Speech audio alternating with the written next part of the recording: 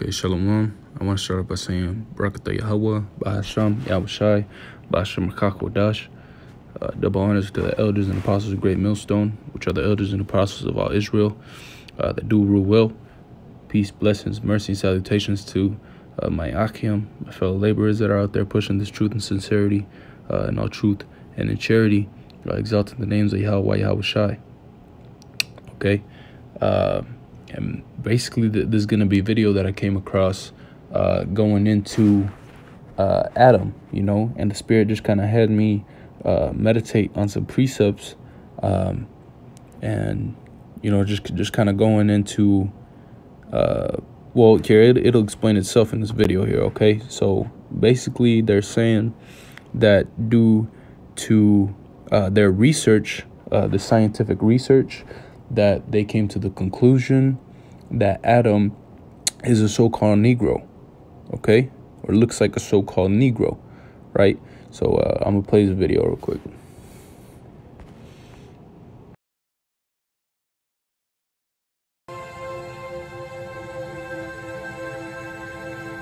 Without the skull, we can't know for sure what Adam looked like. But a combination of genetic evidence, Bender's forensic skills, and cutting-edge computer software suggest he looked something like this. Thousands of years after the Bible, and hundreds of years after Michelangelo, we have a right, so they're saying with all their research, they came to the conclusion that Adam actually looked something more along the lines of that man than what's contrary to popular belief of him looking like something like this, man, like a heathen, like this leprous skin, man, and because why? Ultimately, in these last days, man, the truth is coming out. The truth that has been so long without light shall be abundant. Roughly quoting that precept. But yeah, we're gonna jump right into this. Okay. This is Genesis chapter 2, because we got to ask ourselves, all right, well, ultimately, what did he look like, right? So this is Genesis chapter 2 and verse 7. It says, "And the Lord Yahweh power formed man of the dust of the ground and breathed into his nostrils the breath of life and became a living soul," right? But it says what? He formed man of the dust of the ground. Now, we got to go into this word formed. And when we go into the etymology of the word form,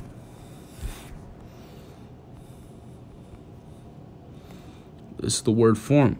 It says semblance, image, likeness, form, physical form, appearance, pleasing look, shape, image, way, manner, form, contour, figure, shape, appearance, looks, beauty, outline, model, pattern, design, sort, kind, condition.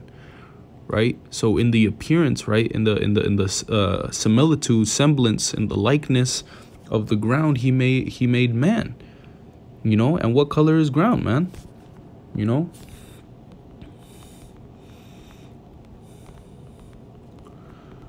different shades of Salakia of dirt,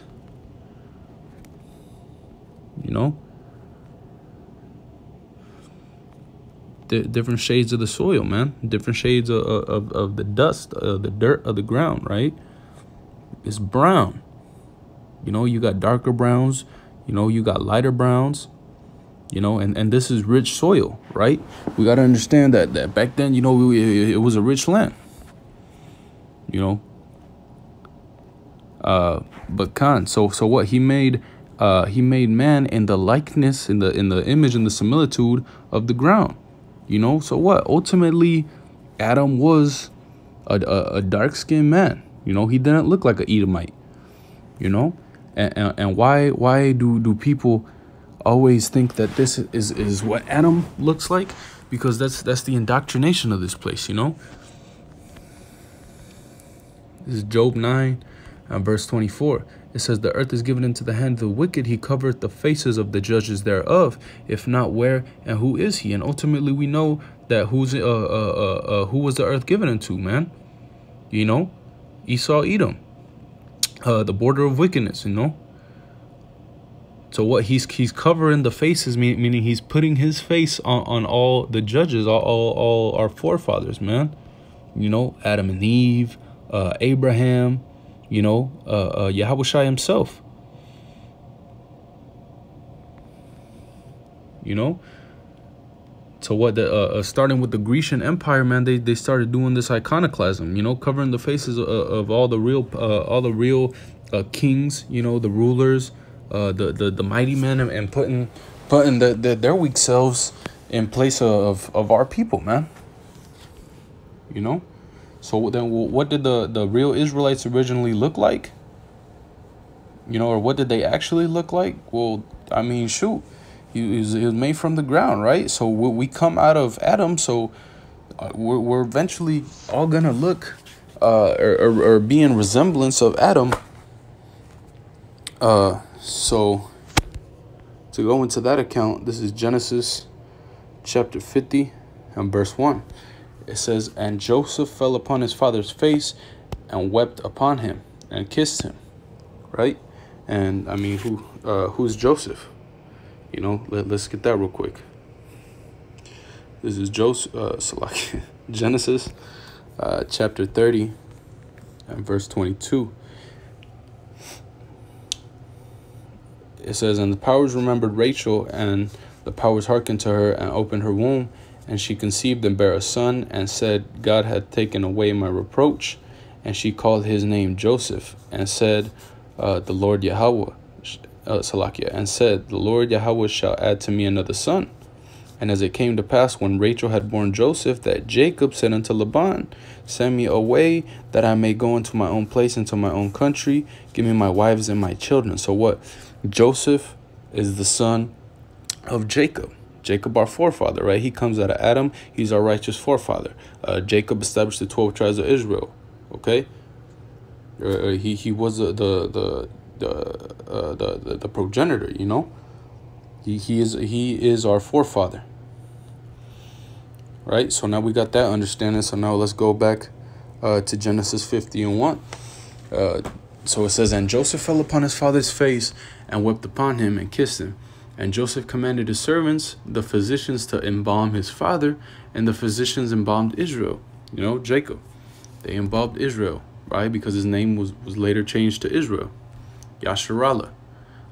Verse 3. "And 40 days were fulfilled for him, for so are fulfilled the days of those which are embalmed. And the Egyptians mourned for him 70 days. And when the days of his mourning were past, Joseph spake unto the house of Pharaoh, saying, If now I have found grace in your eyes, speak, I pray you, in the ears of Pharaoh, saying, My father made me swear, saying, Lo, I die in my grave which I have digged for me in the land of Canaan. Right? There shalt thou bury me. Now therefore let me go up, I pray thee, and bury my father, and I will come again." You know, so he's pleading. You know, he's asking that they tell unto Pharaoh that Pharaoh lets him go and bury his father in the land that he wanted to be buried. You know, verse 6. "And Pharaoh said, Go up and bury thy father, according as he made thee swear. And Joseph went up to bury his father, and with him went all the servants of Pharaoh, the elders of his house, and all the elders of the land of Egypt, and all the house of Joseph and his brethren and his father's house. Only their little ones, their flocks, and their herds they left in the land of Goshen." Right? So this was a large multitude that went up with him. You know, verse 9. "And there went up with him both chariots and horsemen, and it was a very great company.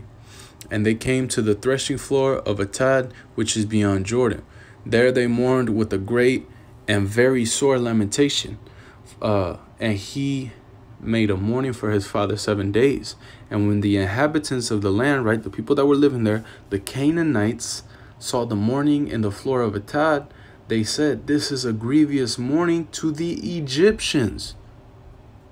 To the Egyptians, right? So they're thinking that they're seeing these Egyptians mourning. It says, "Wherefore the name of it was called Abel Mizraim," right? Abel Matazarium. Abel Mizraim. Salakia, but the point is what? They thought that they were Egyptians. Why did they think they were Egyptians? Why? Because we were looking like the Egyptians. We all looked the same, or we were looking like these people, right? So what did the Egyptians look like? Let's get that. You know, you got some statues here where they got the big noses.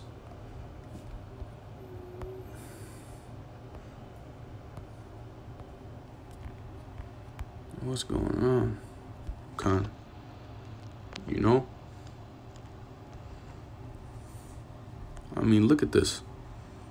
This does not look like this whatsoever. You know, so we were a colored people. We're not the lies that have been spread. You know, Esau tries to cover the face of everyone. You know, he's the Egyptians, he's the Israelites. You know, hell, he's the Africans, he's the Assyrians. You know, Esau wants to be everybody except for Esau. And that's the point, man, that they're covering the faces of the judges. Why? Because they're discontinuing us from our heritage, you know, as prophecy foretold. Right? So they were being confused for these Egyptians. You know, they were dark skinned. You know, they were resemblance. You know, even Moses was mistaken for an Egyptian. You know, there's an account of that in Exodus chapter 2 and verse 15. It says, "Now when Pharaoh heard this thing, he had sought to slay Moses, but Moses fled from the face of Pharaoh and dwelt in the land of Midian, and he sat down by a well." Right. So after Moses had killed that Egyptian, right, he fled, and it says right here, he dwelt in the land of Midian, and he sat down by a well. Now the priests of Midian had 7 daughters, and they came and drew water and filled the troughs to water their father's flock. And the shepherds came and drove them away. Right, so they pushed these women away. It says, but what? Moses stood up and helped them and watered their flock. And when they came to Reuel, their father, he said, "How is it that ye are come so soon today?" And they said, "An Egyptian." Right? Was Moses an Egyptian? No, he would be an Israelite, man. You know? But what? He's getting confused as an Egyptian. Why would that be? Because they look alike. Because we were looking like these people. We were the same color. You know, Adam and Eve, Moses, all of our forefathers, man, they did not look like this heathen, man. You know, an Egyptian delivered us out of the hand of the shepherds, and also drew water enough for us and watered the flock. You know, and we got another account with Paul, you know, in the book of Acts. This is Acts chapter 21 and verse 37. It says, "And as Paul was to be led into the castle, he said unto the chief captain, May I speak unto thee? Who said, Canst thou speak Greek?" Right? And why did they ask Paul ultimately if he could speak Greek? You know, when Greek and Latin were the primary languages there. You know, so he must have looked like a foreigner, right? You know, like I said, they portray him to look, Apostle Paul. They portray him to look like somebody that he's not, man. You know.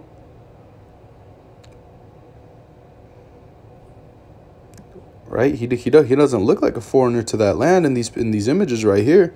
But let's go back to what it says. It said, "Canst thou speak Greek?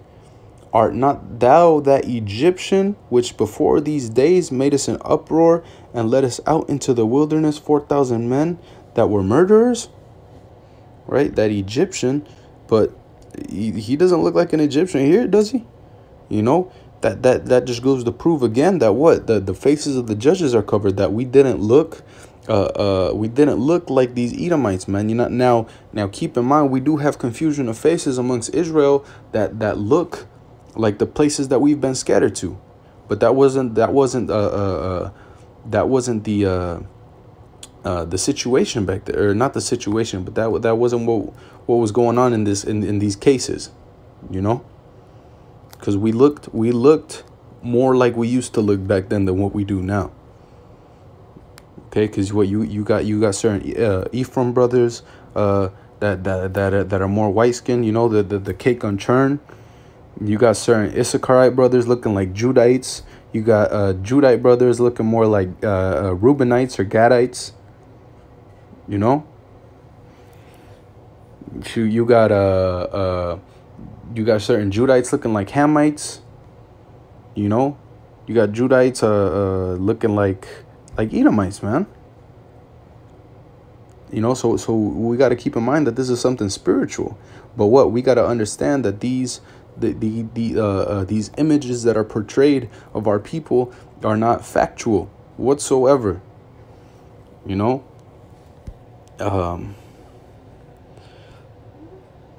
Salakia. And I'm gonna finish up with these last ones here. This is Job chapter 30 and verse 30. Okay, it says, my skin is black upon me and my bones are burnt with heat. Right? So this is Job talking. He says, my skin is black upon me. When you go into the interlinear of this, when it says my skin is black, right? Let's go into that word black. It says to be black of skin. Right? It says shakar, identical through the idea of duskiness of early dawn, to be dim or dark in color, to be black. Right? So he was a dark-skinned man. Job was a dark-skinned man. You know? Lamentations chapter 4 and verse 8, and I'm gonna wrap it up with this, Lord's will. It says there, here, let's get the understanding real quick of who this is talking about. Right? Lamentations 4 and 1. It says, how is the gold become dim? How is the most fine gold changed? The stones of the sanctuary are poured out in the very top street. Salakia, in the top of every street. The precious sons of Zion comparable to fine gold. How are they esteemed as the earthen pitchers, the work of the hands of the potter, right? So we're talking about the sons of Zion, right? And even here it says, for the punishment, verse 6, for the punishment of the iniquity of the daughter of my people is greater than the punishment of the sin of Sodom, right? So we're talking about the Israelites here, okay? Verse 7, her Nazarites were purer than snow, right? They were whiter than milk, you know, talking about their pureness, like it stated right here, they were purer than snow, right? Given that analogy, it says they were more ruddy in body than rubies. Their polishing was of sapphire. Verse 8, this is the point. Their visage is blacker than a coal. They are not known in the streets. Their skin cleaveth to their bones. It is withered. It is become like a stick. Their visage is blacker than a coal. Okay? What color is a coal? Simple as that, man. What color is a coal? Is black. It's a dark black. You know?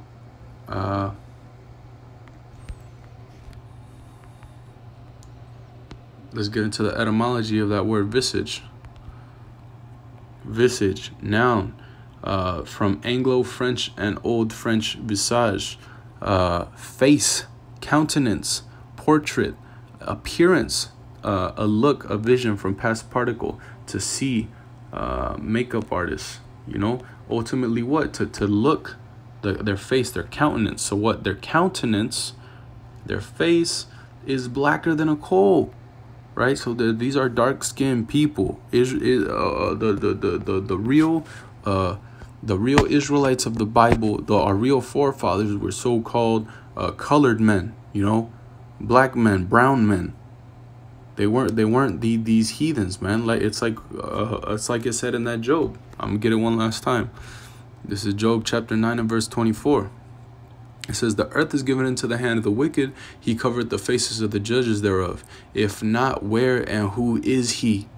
Right? So who's covering the faces of the judges, man? Esau, Edom.